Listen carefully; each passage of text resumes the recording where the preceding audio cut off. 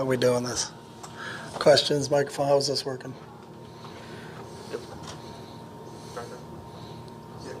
You can hand on the microphone. Unless you'd like to sing something for us. Go ahead.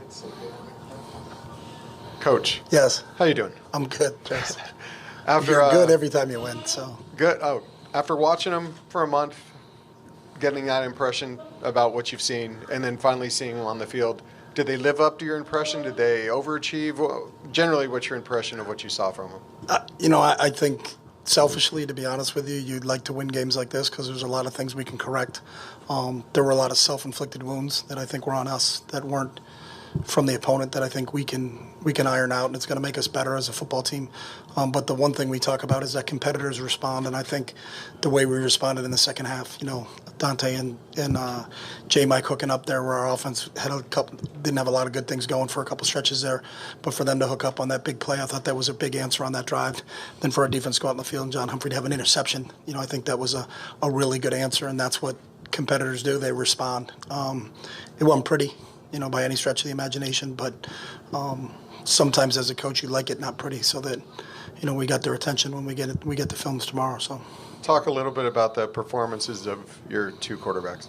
Yeah, I think Garbs wants the first one back, but the other two interceptions were protection issues, and the quarterback's getting hit while he's throwing the ball. So that's I don't fault the quarterback in that. We'll look at the film and figure out where the breakdown was and how do we make sure we handle that a little bit better. The one Dante threw in the end zone was just a very bad call by the play caller, so he'll get reprimanded. But I thought they performed, and we're excited about the next step. But it's a lot easier when the next step's coming after 1-0, not 0-1. Half the teams in the country lost today, and half the teams in the country won today, and we're fortunate to be on that side of it. So there's a lot we got to work on, but it's in a positive vein. So, Chip, I know you don't like these 7:30 games, but I'm sure the fans in Manila were. They were fired up. They were fired up, especially. We in the zoomed with quarter. them just in the locker room, so they're fired up. They had a great little breakfast buffet going, and it was good. So, and the people in Maui got a chance to do it prime time for them, so we could do some great things. And I'll thank Josh Rebholz and Martin Jarman and the rest of our athletic department for putting together that support for what's gone in a tragic situation, but using our platform in UCLA football to at least shed some light on how we can help those people.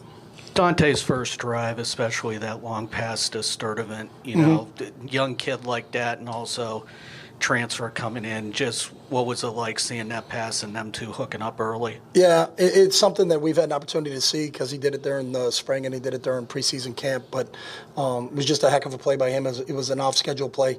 He got flushed from the pocket, but he does a great job of keeping his eyes downfield. And we work on scramble drill a lot. And for J-Mike to take it deep and Dante to have his eyes up, that's a special quality. Sometimes quarterbacks, when they get flushed, their eyes go down. They're looking, are they going to get hit and who they're running away from. But the special ones keep their eyes up and big plays can happen. And that was a huge play for him at a point in time when we needed it. So I was really pleased with him on that. And then the TD to steal, that was just going through the progressions. Yeah, he went through his progression, so he got through everybody on that. Had 2 routes into the boundary, then 2 routes coming from the field, and the back was the final check down, and he got flushed up. I think he understands the timing in his head. And if you're at that point in time when you have to step up in the pocket, it's got to come out to the last guy, and Carson was wide open. I thought it was a good play on both of them. You mentioned the Humphrey interception. What did you think of the secondary overall, able to pick off McCall twice there under the new defensive coordinator? Yeah, I don't know if people know how good a quarterback Grayson McCall is. Coming into this, he's the all-time leader in Division I football history. He had 78 touchdowns and 8 interceptions in his career. And for us to come in here and pick him twice is, I think that's really rare. That's never happened in his career, and he's a heck of a football player. So I was pleased with how our guys played, but there's a lot of things we need to clean up, and we'll get back to work tomorrow. And then you talked about the self-inflicted wounds with a lot of offsides, a couple after the play penalties. Do you think that's just first game nerves, a lot of energy? What are you looking to do to fix that going into the next game? Oh yeah, we've got to fix it, so we'll address that tomorrow. TJ and Carson finished with 76 yards apiece tonight. What did you like about each of them tonight? Yeah, I think they're both complement each other really well. They both run very physical. So you could see them run through some, sometimes when there's an unblocked safety, that they've got some physicality to them where they can run through a tackle. And that's always a bonus, and I thought both of them really complemented each other really well. And they'll continue to grow. They got their first now TJ's played for us, and obviously Carson's played a lot of football, but now it's Carson's first time with us. So I think, the first time you see it, first time you got a game in the Rose Bowl, kind of all those things all of them were first for him. So, we get our chance to take our first road trip this week. So we'll continue to see him grow as he gets going, because he's a special player, and so is TJ. They're both special players. Coach, beyond talking about the secondary, what did you make of the pass rush as well as the run defense today in the front seven? Saw a lot of sacks in that second half. What do you make of They did. where they are? And they've been, I really believe that our front seven has been our strength defensively. We did lose a couple safeties in Mo Osling and Blaylock, so replacing them was a big deal. But the other guys, we've got some depth that had come back on our front seven. So I thought they did a great job of getting after a really mobile quarterback today. And if they didn't sack him, and I think they had 4 on the day, but if they didn't sack him, they really they disrupted the timing of the throws and did some really good work there. So we'll continue to get better, but it's good to have. I think Akaika was rotating 8 guys through there, so it's good to have that many, but there's still some things we have to correct. Was it just the situation of the game and everything that prevented you from getting Colin in there? Yeah, it was, and it's also us learning the new clock rule. I mean, we only ran 60 plays today, and I think, there are other coaches around the country that talked about it. I understand the intent of the rule. They wanted to shorten the games, but I don't know if the games are short. I think the games are the same length. It just seems like there's a lot more TV commercials. So I hope someone made some cash tonight, because they didn't watch football, but I guess maybe they're out buying a Chevy or a Burger King or McDonald's or something. So we spent a lot of time on the sideline during TV timeouts today. So we may try to get something going. I'm going to talk with the marketing people here and see if we can do some things during TV timeouts, because we have a ton of time. So maybe we can make it a little bit more eventful, and we can go into the crowd and talk to people for a while and then come back and start playing again. So we'll work through it. So just something we got to learn as a group. So.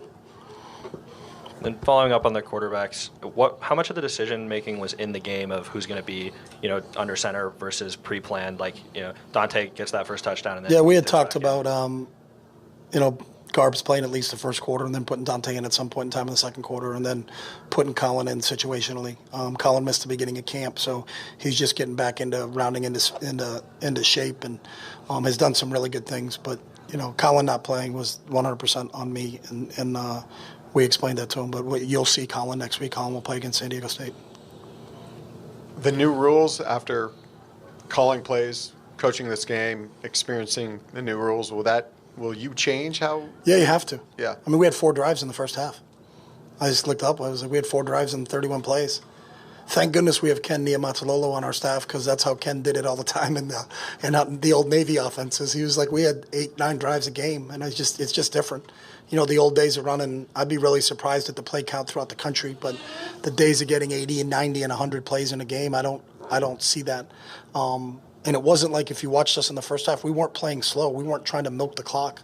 I mean, we ran a lot of tempo in there, but we still only ran 31 plays. And we drove on every drive.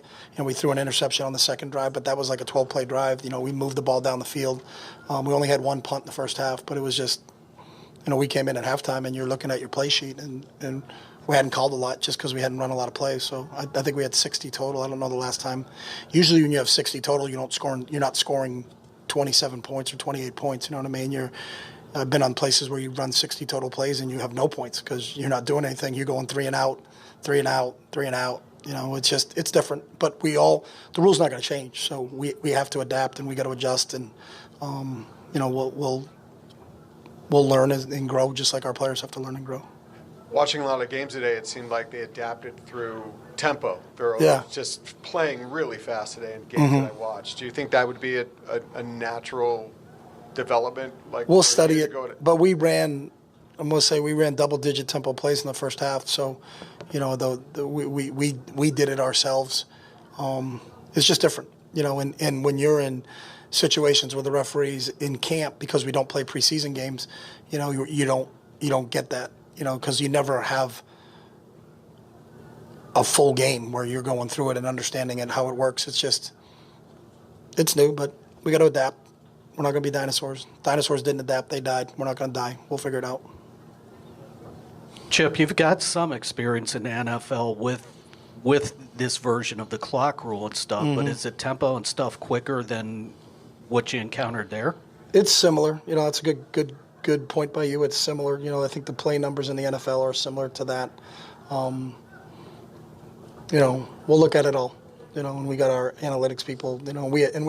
We've had multiple discussions going into this, trying to see how exactly it would work. But it certainly has shortened. I don't know if it shortened the game, but it shortened the amount of plays. So we'll figure that out. We'll adapt to it. So I think people want to see plays. I mean, if you're paying to go to a game, you want to see plays. You don't want to sit around. So that's just my own personal feeling. So. Okay. Thanks, guys.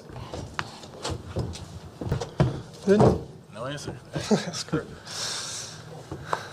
There it is. Awesome. There it is. Ethan, I think I'll start with the elephant in the room, the 2 interceptions today. What do you think was working for you early that maybe might have felt was missing later in the game, and how are you just feeling post-game now?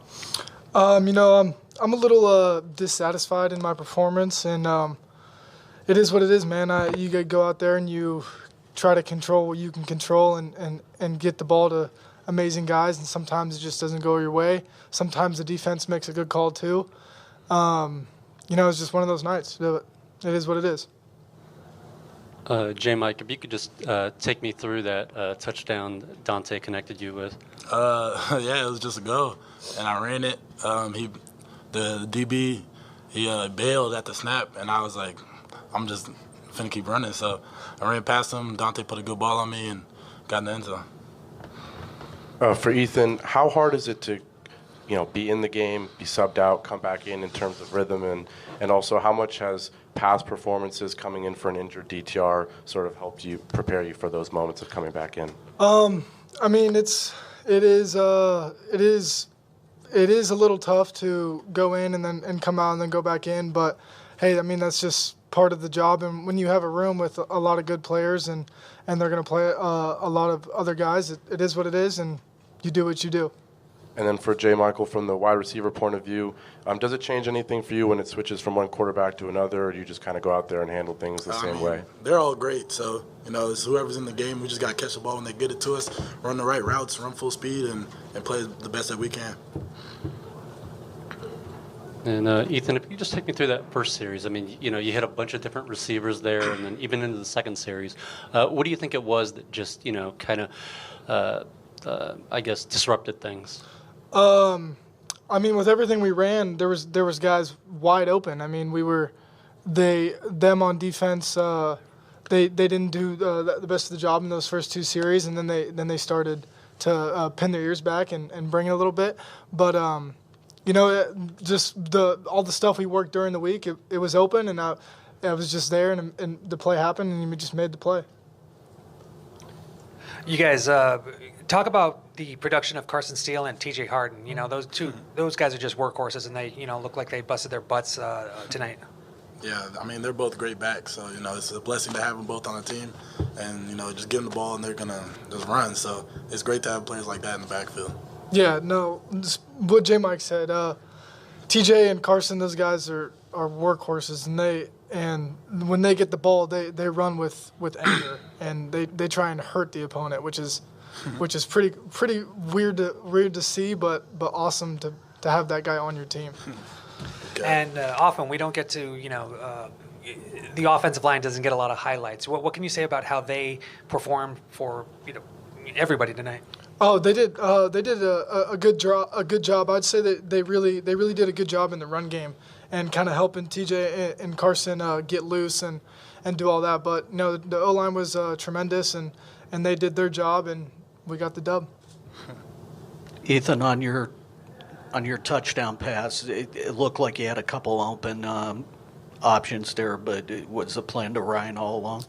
No, actually, it was in all week in practice that when we ran that play, Colson was getting the ball, and when I was looking out there, the corner was just staring at me, and I just saw Carson slip right behind him, and just made the throw.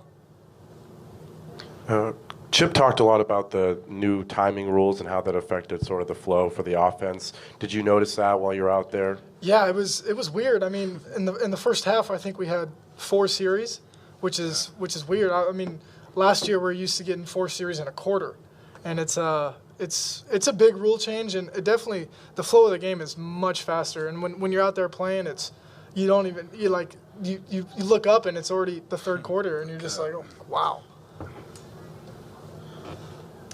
Ethan, you just mentioned, the whole running to hurt people thing. Mm-hmm. Is that like an energy that you feed off of? Like, how does that affect you and kind of the rest of the offense? Oh, definitely. I would say, Coach Kelly this week was really big on being physical and being the tougher team, and those guys showed it. And I think our whole team showed it. I mean, our defense played amazing.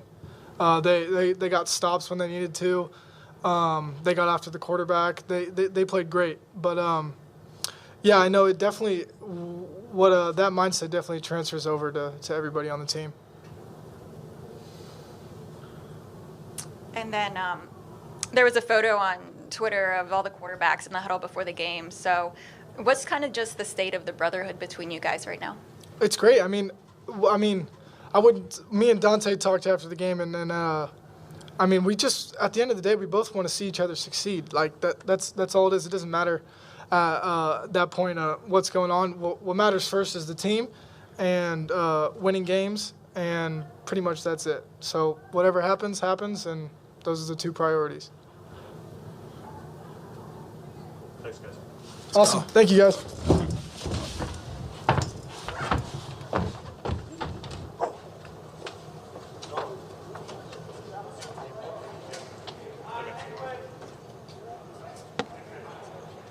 Kain, Medrano coming in next.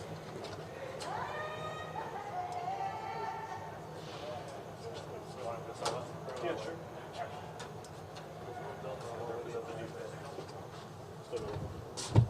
Well, no.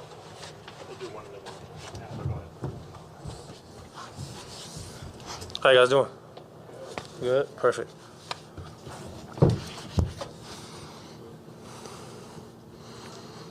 Kain, you guys allowed Coastal Carolina to possess the ball for quite a while, but then you look at the score at the end of the day, only allowed 6 points by halftime, 13 for the game.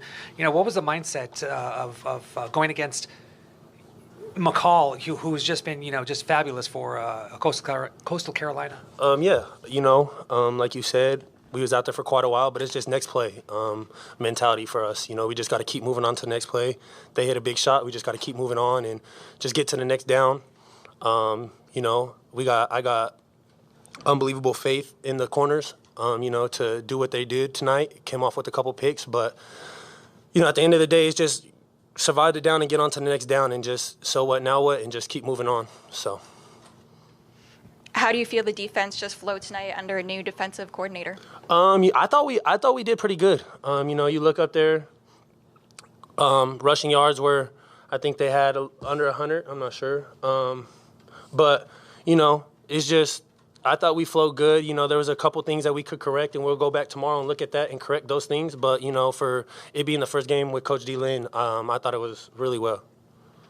A lot of moving parts, a lot of rotating, but you were out there for most of the game. I guess, what does that say about what you were able to do this offseason to maybe set yourself apart from some of the other linebackers? Yeah, I just put my head down and grinded this offseason. That was my main thing. I wanted to come in and get that starting spot, but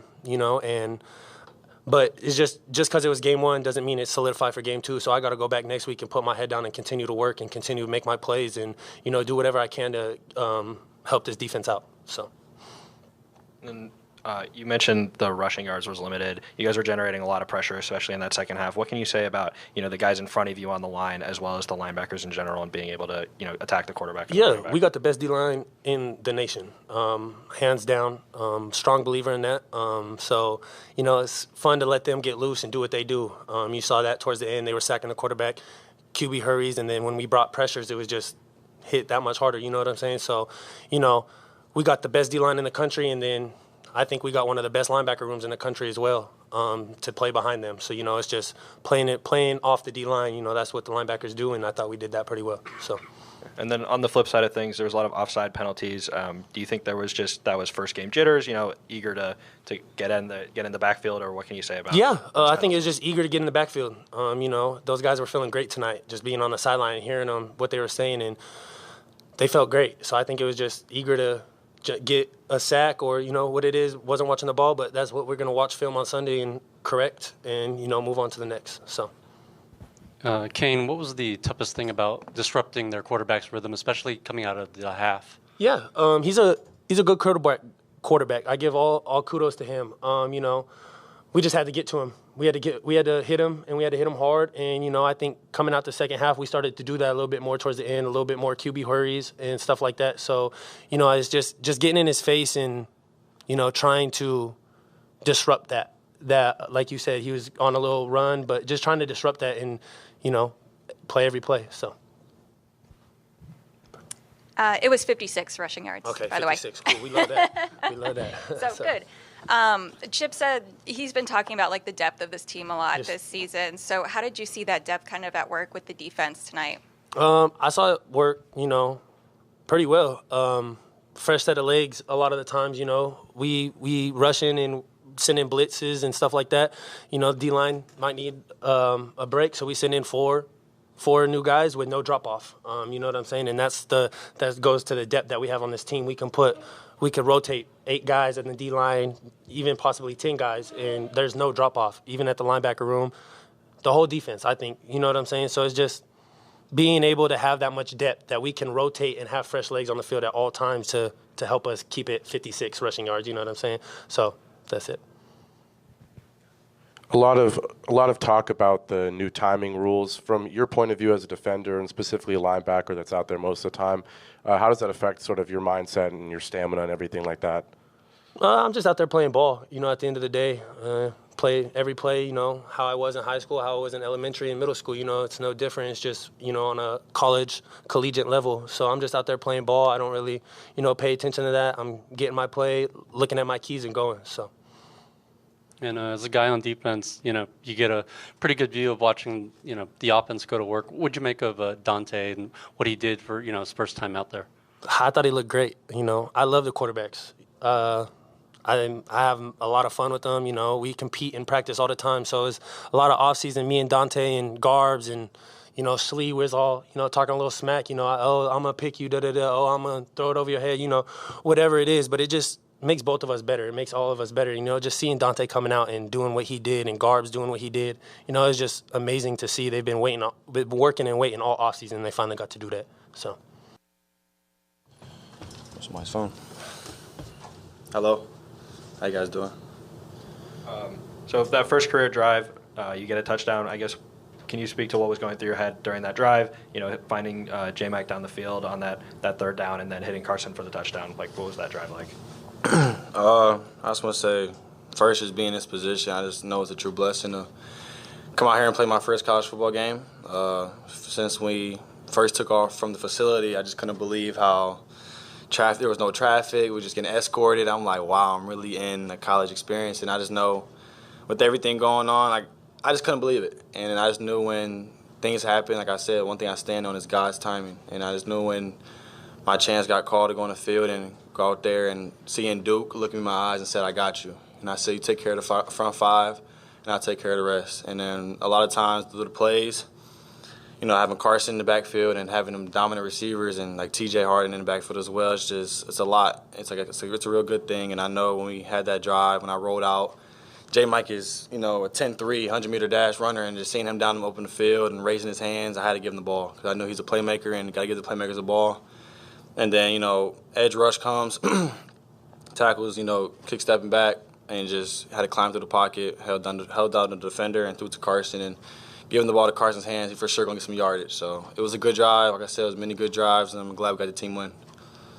And then, you get that first drive, and then you don't go back on the field into the third quarter. What was the pre-planning process of what that quarterback rotation would look like, and how did that maybe change during the game to you, getting that first drive and then not really seeing the field until the second half?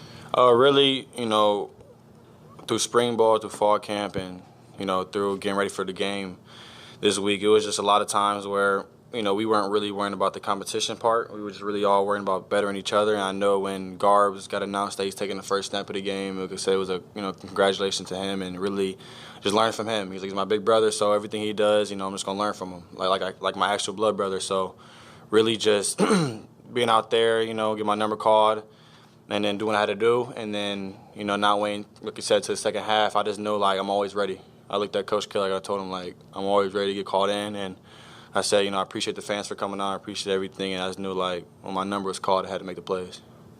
Dante, what's the toughest thing about coming into a game cold, and how are you able to kind of shake that off pretty quickly? All my life, man, I know I've worked and always been the starter. High school, coming in as a true freshman, always took the first snaps, always through high school, and really just always started off the first drive. And really when me not starting this game, of course, and it's through the hard work Garbs put in to earn the spot. Like I said, it was congratulations to him, but just really when my chance got called and really just being in college football and just going on the field and always taking a deep breath and appreciating the moment. Like I said, prayed about this and God's time, and I'm just blessed to be here. Dante, can you take us through that play with J-Mike? Did you know that was going to be a touchdown? Yeah, so we actually called that play with Garbs. Ethan had the same play. He just got rushed, he got blitzed, he got hit, and the ball sailed in the air. And pre-snap, I seen how the rotation went. And leaving J-Mike one-on-one by himself is just scary. He's just going to fly by people. So I knew that, I learned from that. When Ethan told me, I said, what you see? He said, I seen rotation. I was like, okay, cool. So I just knew if I got my chance to get that call play to me, I'm just going to learn from what he did. And when I got the same look, J-Mike is just running side to side. I know he split apart, put it on him, let him be a playmaker and let him make his plays. And when it came in my hand, I knew he was going to get in the end zone for me.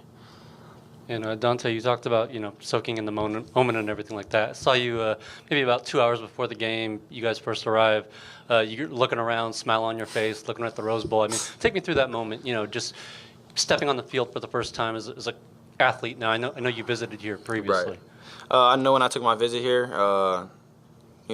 just walking in the Rose Bowl Stadium, just a tradition of what it has. And there's a room, I don't know where it's located, but it just breaks down how the Rose Bowl was built, what's here, what's the history through it. And it's just really amazing that I get to call this my home field. Really just come out here with my teammates, have a blast. And when I walked out on the field, of course, there was no fans yet and everything. I was just smiling how beautiful it was. And then the craziest moment was when we were running out and the lights were flashing, going onto the football field, and I had seen all the fans shouting and screaming. And really, it was just an amazing moment. Like I said, that's why I went to the field goal post, sat down, just really, just appreciated the moment, smelled the fresh air, and just know, can't believe I'm playing in the Rose Bowl.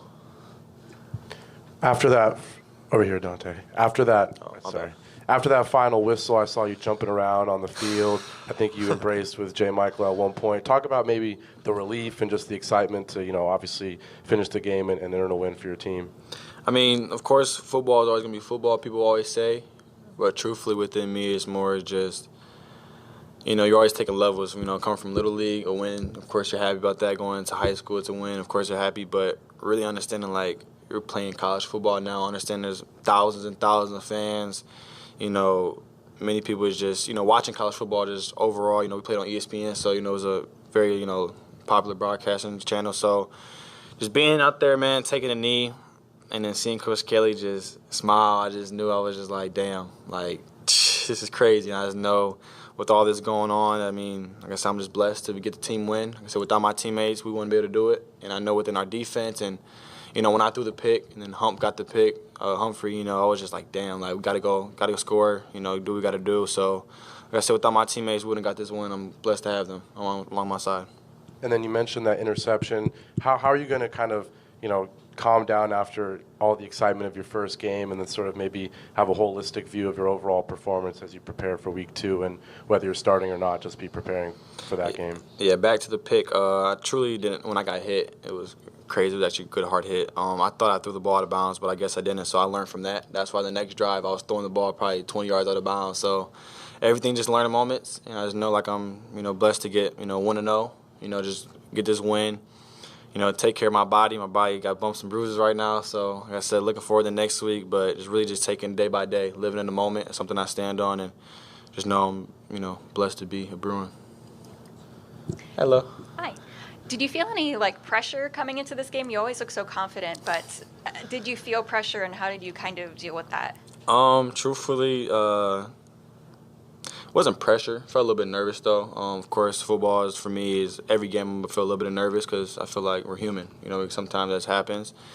But I don't know, man. I just being on the sideline, it was more just like just sitting there, just waiting. You know, standing next to Coach Mikey, just him saying, you know, get prepared, get ready.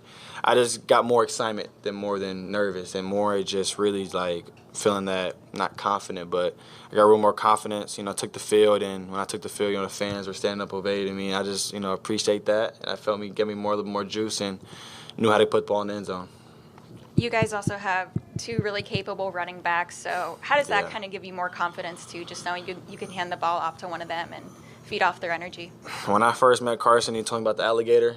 I just knew I could trust him since then. You know, he has a pet alligator. I never in my life met somebody like that. So just having him in my backfield and having TJ and having Ant and just having Colson Yankoff, everybody just in the backfield with me, I just know that, like I said, you know, we have a great offensive line. You know, it starts from the core of them, and I know when they push up, get them yardage, and our running backs can do what they got to do, it just feels good when you can run the ball and throw the ball. So I know a lot of teams that can only run the ball, a lot of teams that can only throw the ball, but when you have both, I feel that we're most dominant, and like I said, I'm blessed to have the backfield that we have. Thanks, Dante. Appreciate you guys. Go Bruins.